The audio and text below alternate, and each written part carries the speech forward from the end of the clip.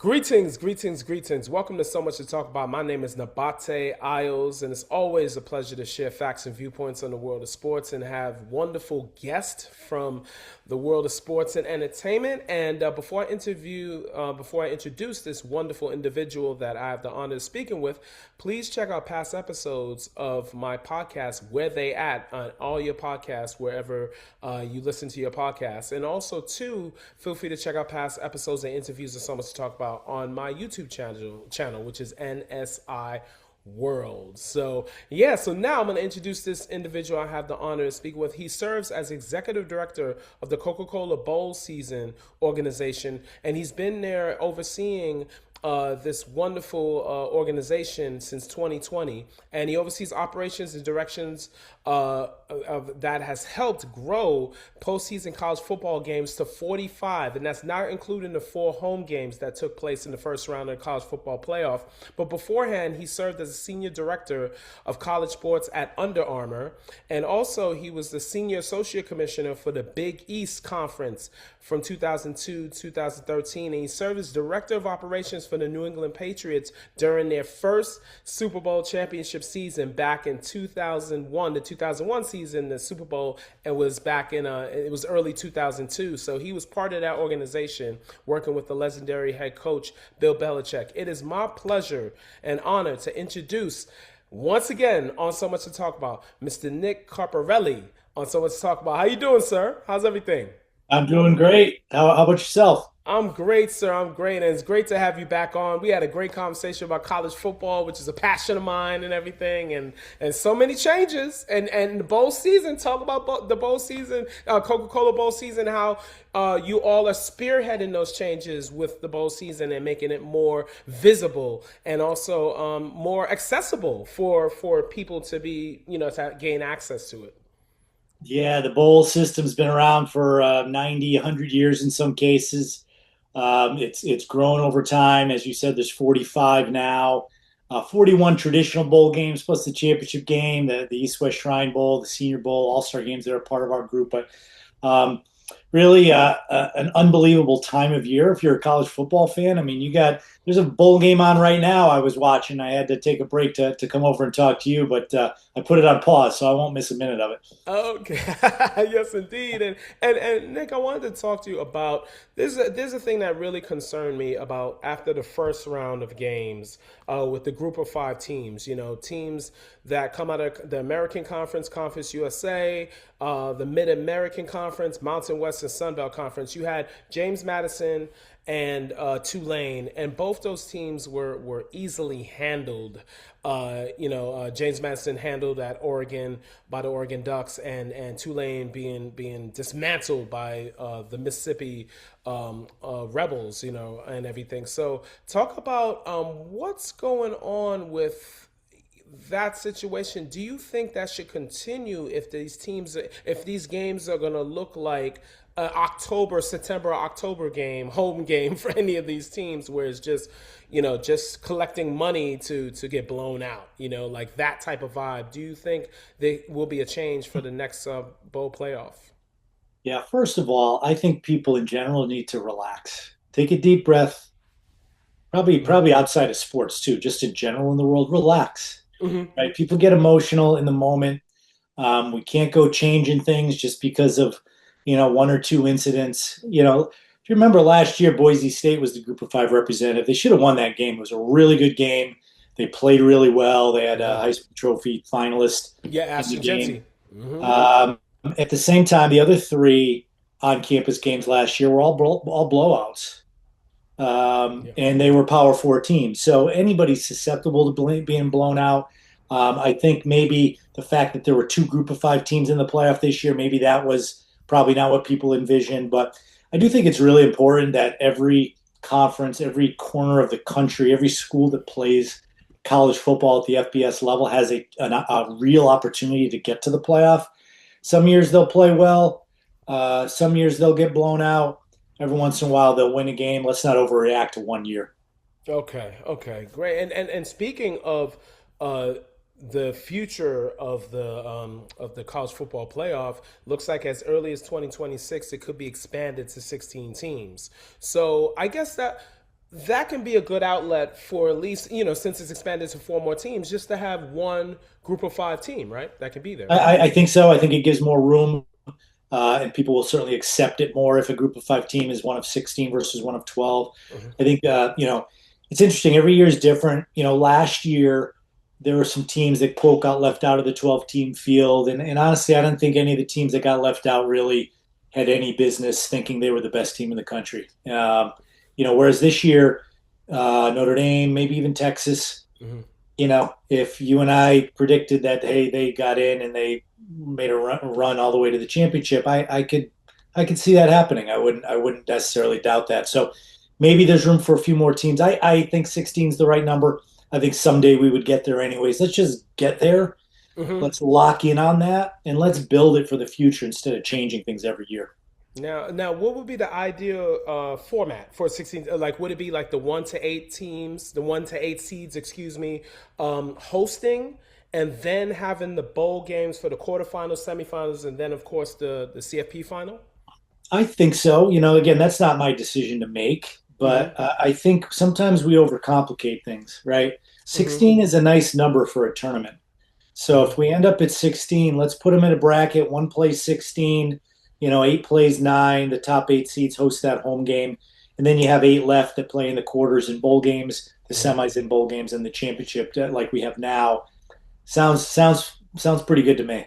Yeah, absolutely. For sure. I wanted to get your opinion on it, though. Because I know you'll make that decision, but Yeah, they will let's listen. if we can get a system where it doesn't require a lot of effort explaining it, Yep. that would be nice.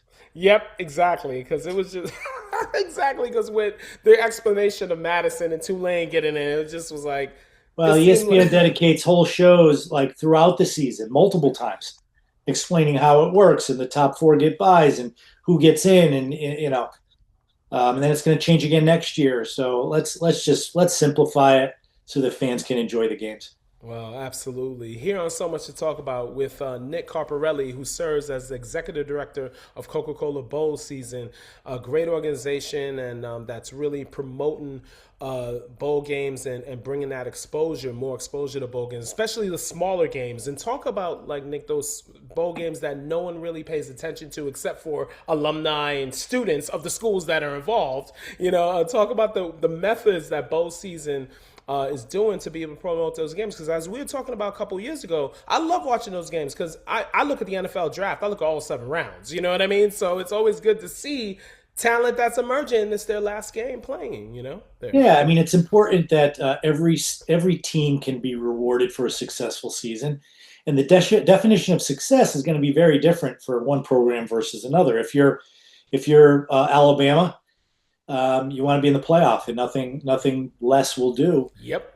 But they're in the minority of schools. The vast majority of institutions, like they're not going to be in the playoff on any regular basis. If they have an 8-4 season, beat their rival, have a chance to play another game in a unique destination where the student athletes get to experience somewhere they've never been before, maybe somewhere they'll never go to again. Hmm. And you have these communities across the country that get to go watch these games in person and see two teams play that they would never see before. It's really a great promotional vehicle for the sport of college football. I think that gets overlooked sometimes. So, we have um, 6 bowls that are involved in the playoff. We have 36 other bowls that are not involved in the playoff in communities across the country.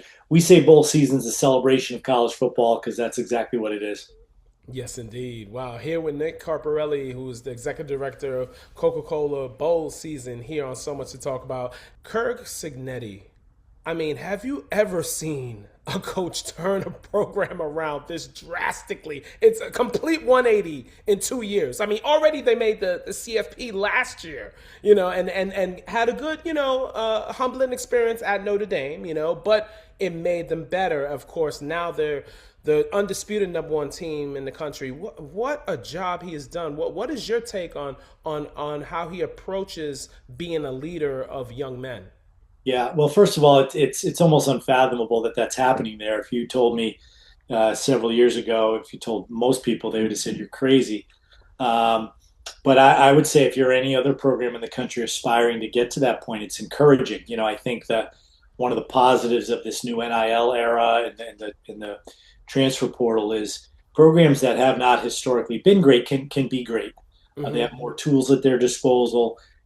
Schools like Alabama and Georgia, you can go down the list. Texas, they can't warehouse players anymore, right? The fourth Hmm. string linebacker who maybe now starts at Indiana, who was just a smidge not as good as the first guy at Alabama. He's not going to go to Alabama anymore. He's like, let me go somewhere I can play. And now you have a program like Indiana proving that they can win. I think a lot of other programs can replicate that. Wow, no, absolutely. And what he's done as well, not just being, turning Indiana around, but James Madison leaving that program for James Madison to make the CFP. And Yeah. he established that program to give it longevity. That's what makes him great. Because many coaches just leave and the program tanks, like a lot of times. Yep. Yeah, I haven't really studied his style. I've listened to him. He's certainly a confident guy. I'd be willing to bet that the key to his success is not just about money. Big Ten teams have a lot of money, we know that, but there's a lot of programs that have money that are still losing. Hmm. Um, my guess is he's a really, really good evaluator of talent. Yeah. There are so many guys out there. Some guys are overpaid and they're not worth it. He's probably not biting on those. Whereas there's probably a whole bunch of guys. He's brought guys up from the FCS level. I've always thought there was great talent at the FCS level that got overlooked, Hmm. right? Especially guys that maybe were a little bit late bloomers when they were freshmen at the FCS Yes. level. After 3 years, they're a different guy, and to be able to evaluate that type of person and project that they're going to be a useful component to your program. My guess is he's really, really good at that. Yeah, especially that defense. They got grown men, like you said, people that Yep. bloom 21, 22 years old and have a chance to now be drafted, some of those kids, Yep, for sure. that's right. I mean, it's amazing at that age. Every year, your body is so different. You just mature so fast. You know, Mhm. my age, I'm old. Like I'm not going to be any different next year than I am now. At least I hope not. But but when you're 20 years old, boy, difference between 20 and 21 is pretty big sometimes. That's right, for sure, for sure. And now speaking of NIL, you mentioned about name and image and likeness. July 2026 will be the fifth anniversary of the implementation of NIL. What are the pros and cons of it in your viewpoint so far? Yeah, I think the pros of it is obvious. I mean, student athletes are able to get paid, their fair value. I Hmm. think the con is really doesn't have to do with it, the concept of NIL so much as the implementation of it. The NCAA was not prepared for this. The laws changed; they were allowed to pay, and so there were no guardrails. So these guys are getting paid well above fair market value. It's not an endorsement deal that an entity would give somebody because they get fair value in return for the promotion that they give the company. That's not what it is. It's Hmm. it's these schools just collected money from their donors and just handed it out to the student athletes and said, "Oh, this is for their promotion," and they send out one tweet. There was no structure in place, and that's the real downside. But the notion that they're getting paid, I think that's great. Now we're in the era of direct payments that comes out of the athletic department budget. I think that's long overdue. I think the real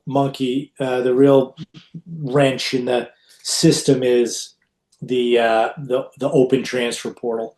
That combined with the NIL has been a disaster. There's no way anybody can Hmm. convince me that allowing unrestricted free agency 24/7, 365, where a kid can go to four schools in 4 years. I don't know how that's good for anyone. Yeah. And when graduating from college used to be such a high priority for college Hmm. athletics, I don't even hear people talking about it anymore. My guess is there'll come a day where the data will come out on none of these guys are graduating. They blew all their money, their NIL money. They're not playing in the NFL. And there's going to be a lot of sad stories out there. God, especially we can have another show talking about like just with AI and how first of all kids with bachelor degrees that are not getting jobs at the major based in with the major they had and everything in those Yeah. industries. That's a whole nother discussion. And now, yeah, like with kids just getting paid and going to four different schools, but what about the student, the actual student that is really What about there to preparing be him on. for the? I mean, he's done it 22. What about the next 50 years of his life? How Mm-hmm. prepared is he for that? Yep. Especially when his star fades. Mm-hmm. Let's face it, these between recruiting and they're celebrities in their towns and some on the national stage, they're getting their butts kissed for a long time, and then literally when they're done playing, if they don't make the NFL, it's done. No Yep. one cares who they are. No Yep. one's doing them favors anymore. They lose all their supposed friends that they made Mm-hmm. in the few years they were at school. It's like I said, it's going to be a sad story for a lot of people. That's very true. Wow, it's really deep, and it's going to get even worse as we go on and on with what I mentioned briefly, AI, and that's a whole nother thing, but wow, but Nick, wanted to ask you, you were at the Big East for 11 years. In your opinion, do you think the Big East Conference will come back for football? It came back for basketball. Will it come back for football? It would have to totally reinvent himself. I don't think Hmm. it'll come back under the Big East umbrella. Okay. I think the Big East made a lot of mistakes. In hindsight, there was half the schools played football, half did not play football. The conference was very big before big conferences were common, so Hmm. it was a little bit of a burden at the time. It probably would have been a strength at this point, but other than UConn, nobody plays FBS football in the Big East. I think they're very happy with their setup. A lot of people without a lot of schools without football programs want to be in the Big East Conference, Hmm. and nobody's wanting to leave the Big East Conference. There's no better conference for a school that does not have a football program to be in. Yep. So they're in a really stable position, and I don't see them screwing that up at all. Interesting. Okay, yeah, I was very curious about that because I remember the tradition of the mid to late '90s. I mean, the U, Syracuse, Virginia Tech, on and on. I mean, just so much talent, so much great NFL talent that came out during that time. Just Yeah, it was wish very it could very be underrated. reinvigorated. Yeah, Yeah. people used to say that the Big East can they compete like I don't know why that was ever a question. I mean, you mentioned the Hmm. NFL talent. We were one game away. West Virginia was all they had to do was beat Pittsburgh in 2007. I think it was. They would have gone to the Hmm. national championship game.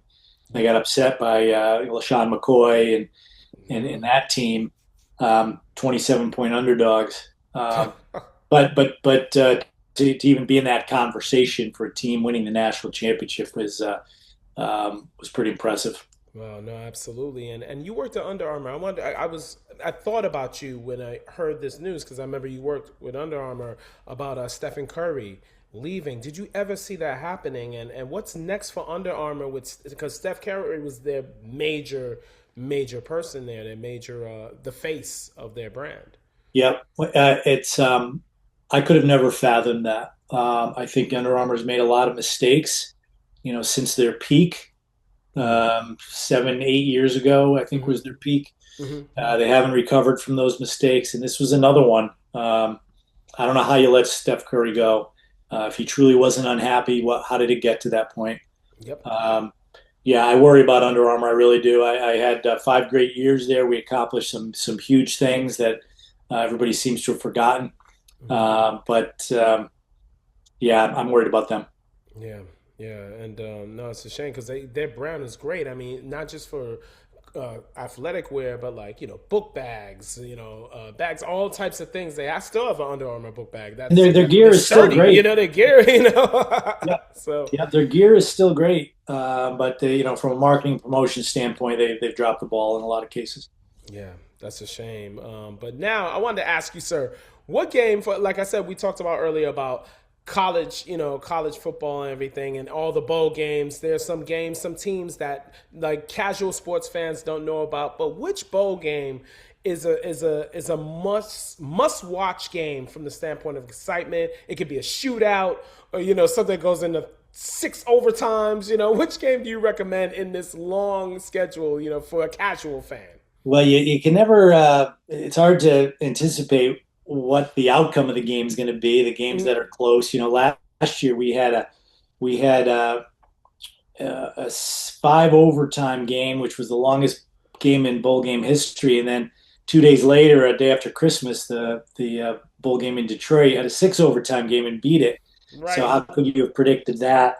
I'll answer the question this way. A lot of people ask me what my favorite bowl game is, and it's kind of like picking your favorite child, right? I really, I can't have all the rest of them mad at me, but it's kind of easy to answer it this way. When I was at the Big East and we were running Big East football, Hmm.